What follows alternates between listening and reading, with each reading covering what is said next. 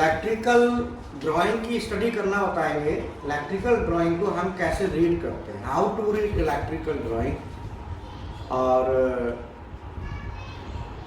इसके लिए हम मैनुअल में स्टडी करेंगे। तो मैनुअल में मैं एक बार दिखाता हूँ। ये हमारी सीएनसी मशीन है, उसका मैनुअल है। सबसे पहले पावर का डिस्ट्रीब्यूशन आता है, तो एसी पावर डिस्ट्रीब्यूशन लिखा है। अब एक शीट पे आप देखेंगे आर वाई बी और एन ये लिखा है। तो आर में आ रहा है रेड फेस, वाई में येलो फेस और बी में ब्लू फेस। तो आप देखो ना यहाँ पे ये बनाया हुआ है, ये जो बनाया हुआ है, ये जो दिया हुआ है, ये इंडिकेशन है केबल जो है ना वो 3 कोर की है, 1 2 3। ये तीनों को, ये यहाँ शॉर्ट नहीं है, ये केबल को बता रहा है। 6 mm स्क्वायर की केबल है, ब्लैक कलर की केबल है, ठीक है। इसके बाद आता है ये मेन स्विच है 63 एम्पियर का। इसके बाद हमारा NFB1 MCB है 63 एम्पियर की। इस MCB में L1 L2 L3 MCB से कनेक्शन आगे जा रहा है। अब इसमें क्या है कि यहाँ पे एक 7 kVA का ट्रांसफार्मर लगा हुआ है जो 3 फेज 415 को 3 फेज 200 में कन्वर्ट करेगा। और ये 200 वोल्टेज 3 फेज का ये हमारा सर्वो मोटर्स के लिए जाना है। अब ये हमारा 7 kVA का ट्रांसफार्मर है। अब देखो यहाँ पे 1 2 3 ये दिया हुआ ना ऐसे, ये जो दिया हुआ है ये बता रहा है 10 mm स्क्वायर की ब्लैक केबल है जो हमारी जा रही है वो 21.9 पे जा रही है। कहाँ है ये लिखा है 21.9। तो मैं इसका मतलब क्या हुआ, 21 नंबर पेज है, 9 नंबर इसकी लाइन है, ठीक है ना, या ब्रांच कह सकते हैं। तो पेज नंबर 21 पे और 9 नंबर ब्रांच पे हम देखेंगे। इसके साथ पहले हम और चीज़ें यहाँ देख लें क्या क्या लगा हुआ है पावर डिस्ट्रीब्यूशन में। पावर डिस्ट्रीब्यूशन में यहाँ पे देखो ये हमारा MCB है, 123 नंबर है और ये 2 कोर की केबल है। देखो एक ऐसे जो हो रहा है ना 2 कोर की केबल है, ये 8.6 पे जा रहा है, 8.6 पे, ठीक है ना। इसके बाद ये ट्रांसफार्मर कंट्रोल ट्रांसफार्मर है 250 VA का। मैं बता दूं आपको कंट्रोल ट्रांसफार्मर हमेशा VA में होते हैं। जिन बच्चों की ऑनलाइन क्लासेस चल रही हैं वो बच्चे ज़रूर इसे पढ़ें, उनके लिए अच्छा है। 415 वोल्ट यहाँ से आएगा और 220 वोल्ट ये निकला। और ये हमारा 1 स्क्वायर mm की केबल है। अब ये देखो ये यहाँ है और ये यहाँ है, इसका मतलब ये अलग वायर है, ये अलग वायर है, ये दोनों एक केबल में नहीं है। अगर एक में होते तो ये ऐसे जुड़े होते, तो जुड़े नहीं है तो ये एक में नहीं है। तो अल्टीमेटली 220 वोल्ट ये हमारा NFB5 MCB लगी हुई है, ये जा रहा है 7.2 पे, 9.2 पे और 23.2 पे। ये 3 जगह 220 वोल्ट AC हमारी जा रही है। तो मैंने आपको बताया था कि हम इंडस्ट्री में जब काम करते हैं 3 फेज सप्लाई अगर हमारी मशीन में है तो वहाँ पे हम न्यूट्रल यूज नहीं करते। तो 0 से 220 देखो लेना है तो ट्रांसफार्मर के थ्रू लिया है, यहाँ पे कोई न्यूट्रल का यूज नहीं किया। ओके, अगर न्यूट्रल का करते तो हम एक फेस और एक न्यूट्रल ले लेते। अब ये हमारा है AC power circuit 1। AC power circuit हम यूज करते हैं जितनी भी हमारी मोटर्स हैं उस सब में पावर सर्किट यूज होगा। तो ये हमारा MCB लगी हुई है। यहाँ से देखो MS1 एक कॉन्टैक्टर है, ये MS1 कॉन्टैक्टर है जिसके 3 एनो कॉन्टैक्ट हैं। ये ओवरलोड रिले लगी हुई है 1.6 से 2.5 की, 1.85 एम्पियर पर ये सेट है। और ये हमारा RC1 सर्ज सप्रेसर है जो AC में हम वोल्टेज में फ्लक्चुएशन से आते हैं उसको कवर करने के लिए होता है, सेफ्टी के लिए होता है। और ये 101 102 102 ये 103 ये नंबर जो है ना जा रहे हैं 0.75 किलोवाट की हाइड्रोलिक मोटर को। हाइड्रोलिक मोटर ना ये, इस हाइड्रोलिक मोटर को ये हमारा कनेक्शन जा रहा है। अब ये मोटर हमारी चलेगी तो ये MS1 जो कॉन्टैक्ट है जो एनो है ये हमारा NC होना चाहिए, तभी ये मोटर हमारी रन करेगी। तो ये यहाँ पे 7.3 ये लिखा है 7.3, इसका मतलब है पेज नंबर 7 और ब्रांच नंबर इसकी 3। तो यहाँ पे ये देखो MS1 कॉन्टैक्टर की कॉइल है, क्योंकि जब ये पेज नंबर 7 है ना 7 नंबर पेज है और ये 3 नंबर इसका लाइन नंबर 3 है या ब्रांच नंबर कह सकते हैं इसको। तो ये 3 नंबर पर देखो MS1 की कॉइल है। MS1 कॉन्टैक्टर जो है ना हाइड्रोलिक मोटर के लिए है, जिसमें 5.3 और 7.4 पे एनो कॉन्टैक्ट का यूज किया है। ये एनो है ना इसका MS1 का 5.3 और 7.4 पे। 5.3 का मतलब है कि पेज नंबर 5 और ब्रांच नंबर 3।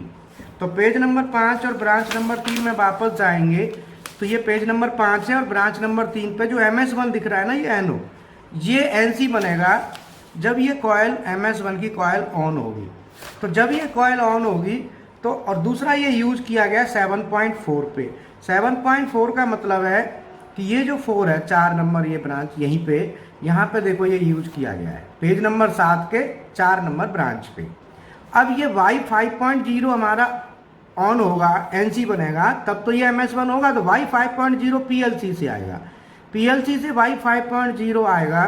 तो इसके लिए हमें PLC में जो आउटपुट है उसका कनेक्शन हमको देखना होगा।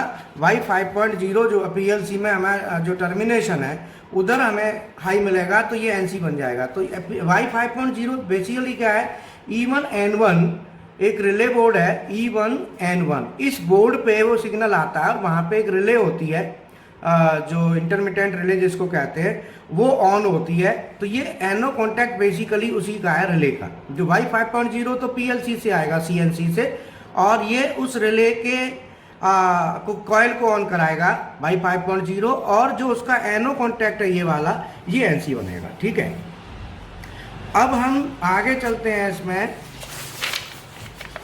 दूसरा मैं आपको बता दूं, दूसरी मोटर हमारी ये है लुब्रिकेशन की मोटर। लुब्रिकेशन की मोटर में अभी ये कॉन्टैक्ट आ गया, एनो कॉन्टैक्ट, ओवरलोड रिले आ गई, रिले के बाद मोटर का कनेक्शन आ गया।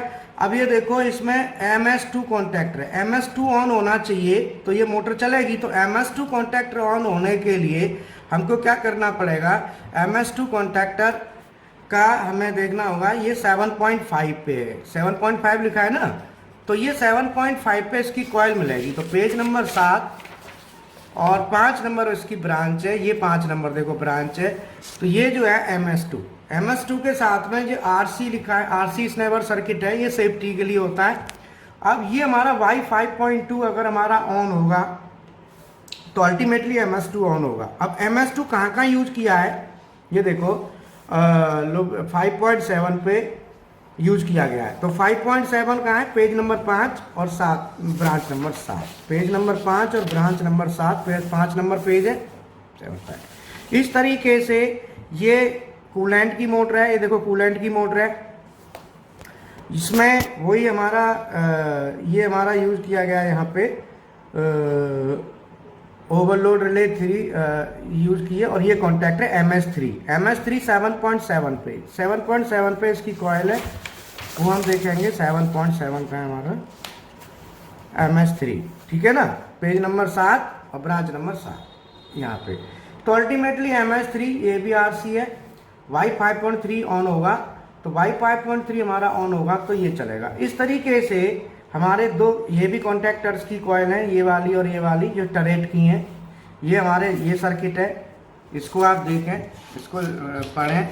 और इसके साथ बेसिकली ये हमारा पावर डिस्ट्रीब्यूशन में मैं आपको बता रहा था, थोड़ा बैक चलते हैं कि ये जो कंट्रोल सर्किट है ये 7.2, 9.2 और 23.2 पे जा रहा है। तो अब हम आगे चलते हैं DC पावर डिस्ट्रीब्यूशन और AC कंट्रोल सर्किट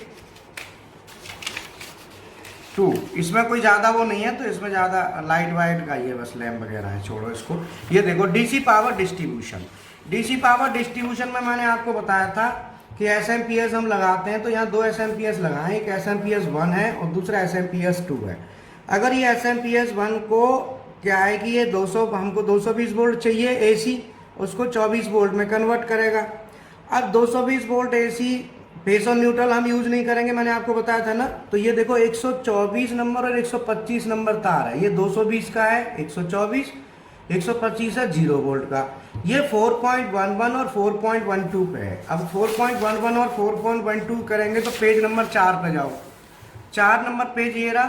इस 4 नंबर पेज का 4.11 और 12 हमारा यहाँ आ गया। तो ये जो नंबर है 124 और 125, देखो 124 और 125 तार का नंबर है, ये कंट्रोल ट्रांसफार्मर से आ रहा है।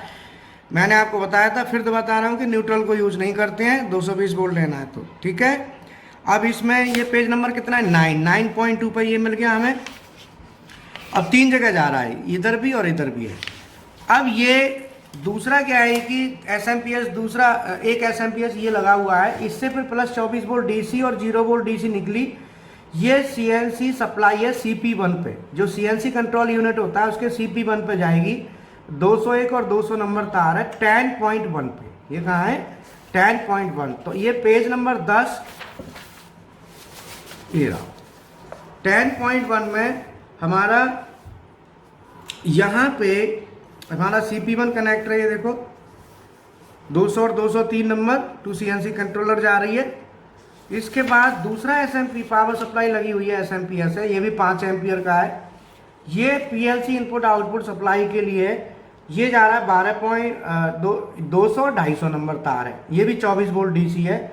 और ये 12.1, 13.1, 14.1, 15.1, 16.1, 17.1, ये इतनी जगह जा रहा है। तो अब हम देखते हैं पहले 12.1।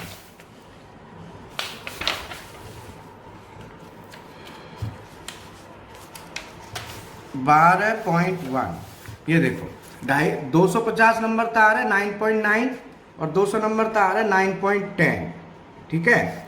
ये 250 और 200 नंबर तार यहीं से गए पीछे से, इससे 200 नंबर और 250 नंबर तार, ठीक है। ये हमारा है DC control circuit 1, DC control circuit 1।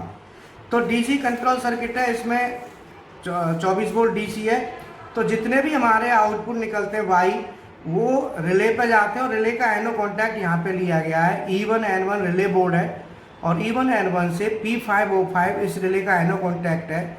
ये E1N1 का ये NONC बनेगा, कब बनेगा, जब वाई 5.4 आउटपुट PLC का इसकी कॉइल को ऑन कराएगा, ये सोलेनॉइड को ऑन करा देगा। तो ये जितनी भी सोलेनॉइड लगी हुई हैं 1 2 3 4, chuck clamp solenoid, chuck D clamp solenoid, tailstock forward solenoid, tailstock reverse solenoid, ये आगे CR2 है, टरेट रिवर्स, टरेट थर्मल। और ये हमारा आगे ये हमारे इनपुट्स हैं X5.0, X5.1, ये जो X0 लिखा है ना, X5 की सीरीज है, X5.2 है।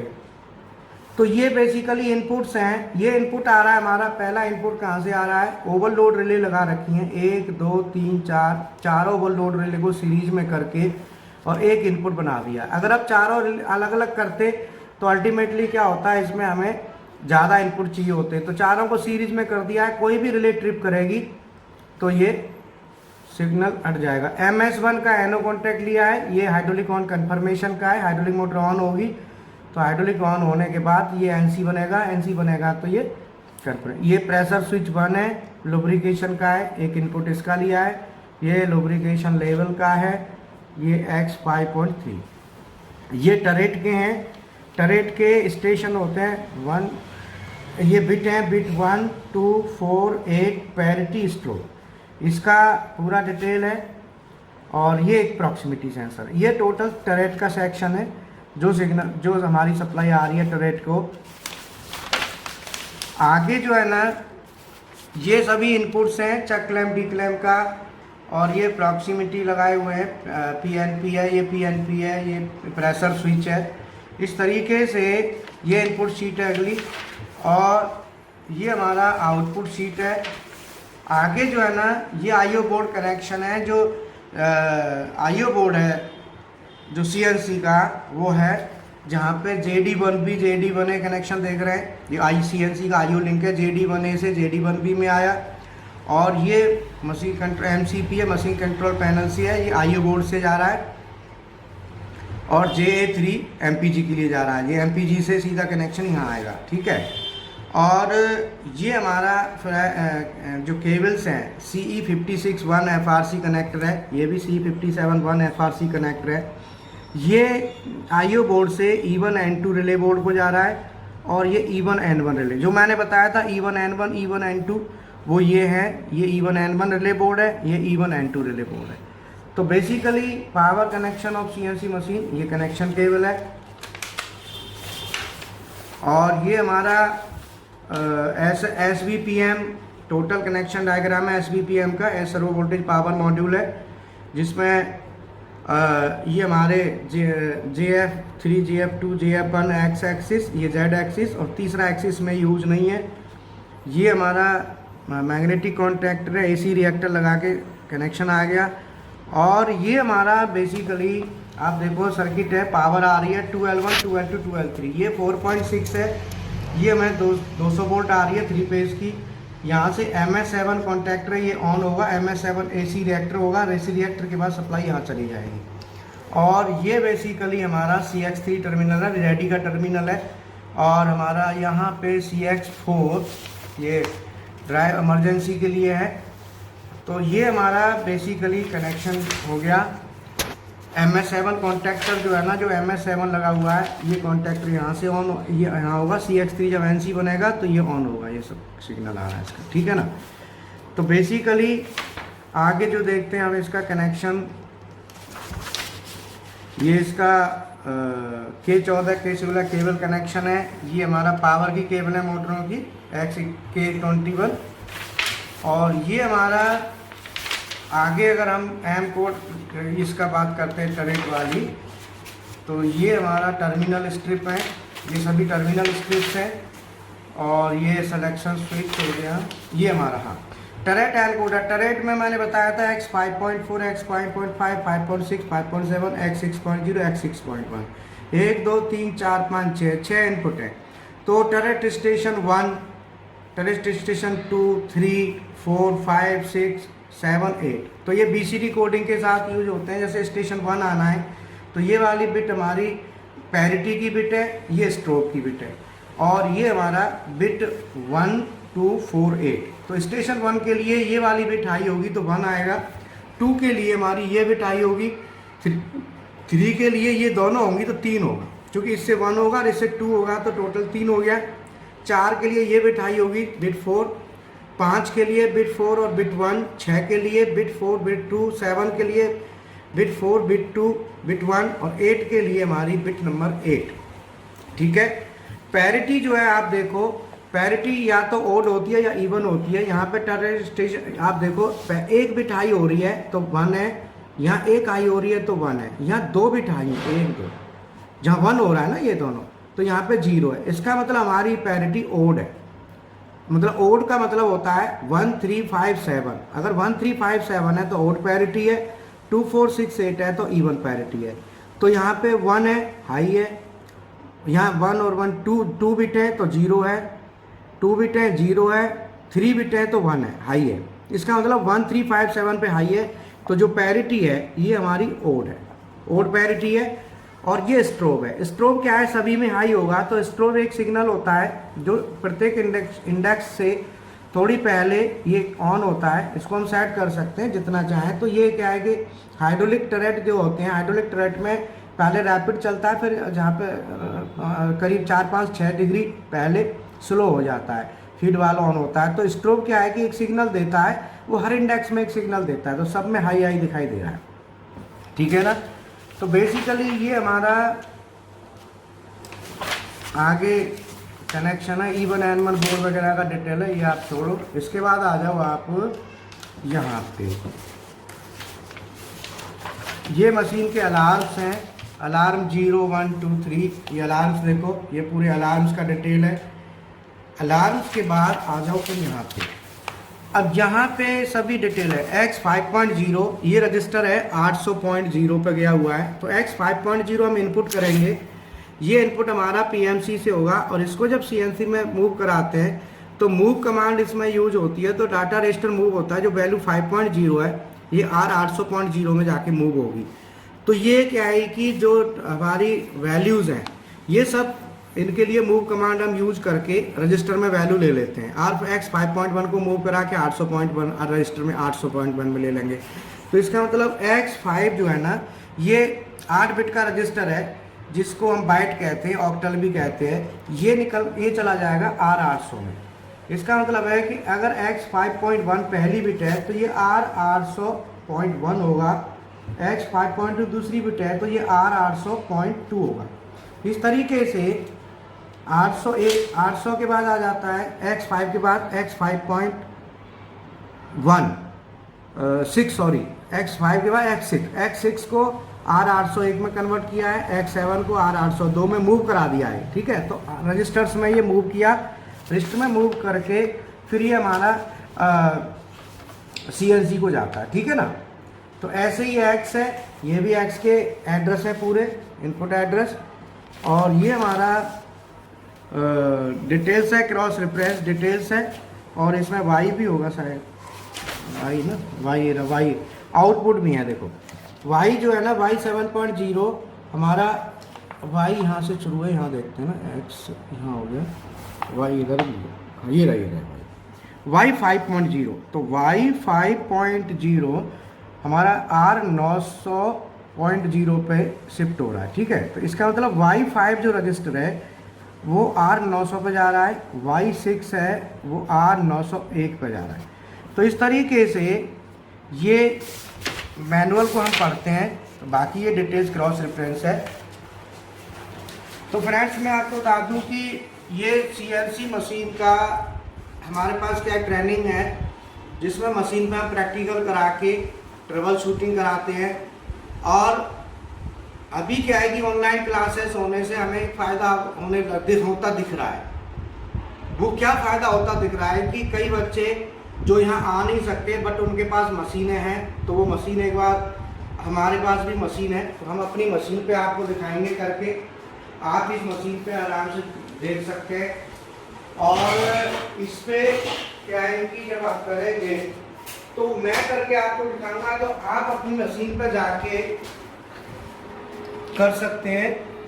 और जो बच्चे यहाँ पे आएंगे सीखने के लिए, उनके लिए एक फायदा होगा कि वो थ्योरी का जो पार्ट है ना, मेरे को बहुत अच्छा लग रहा है कि मैं थ्योरी का पार्ट वहाँ दे दूंगा, तो जब मैं ये पार्ट दे दूंगा तो वहाँ क्या बचेगा, फिर वो प्रैक्टिकल बचेगा। बच्चा वर्कआउट करके आएगा, वर्कआउट करके आएगा तो वो मुझे बहुत फायदा होगा।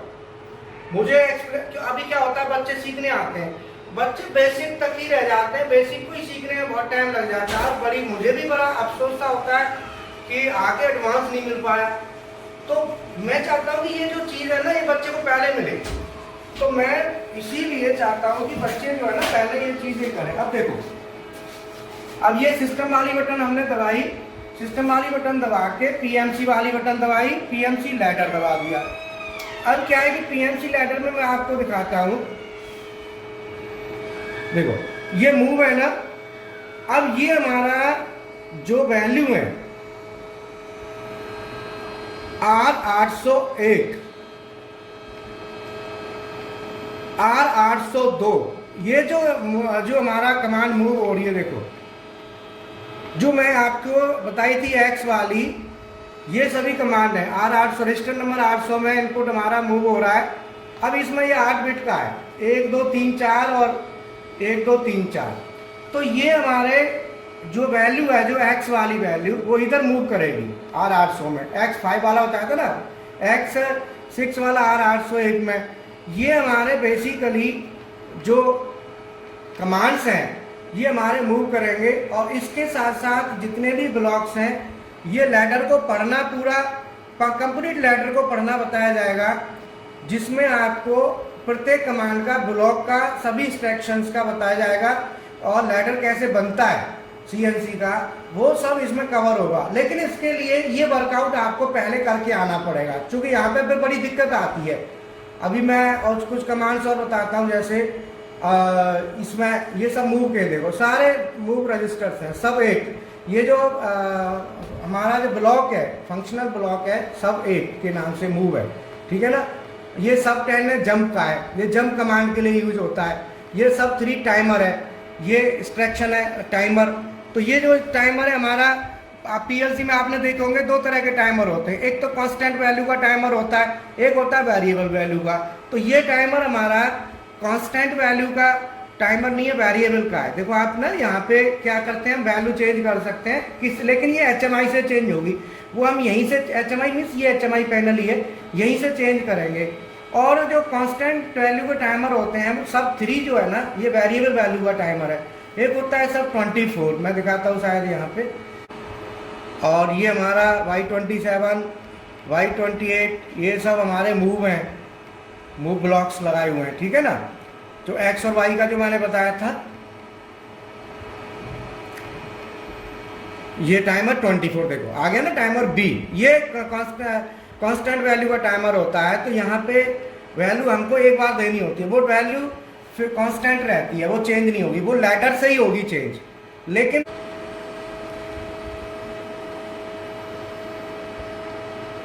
टाइमर है ये देखो, ये ब्लॉक आ गया, सब 24 टाइमर आ गया, और ये हमारा टाइमर आ गया, ये टाइमर गया अभी।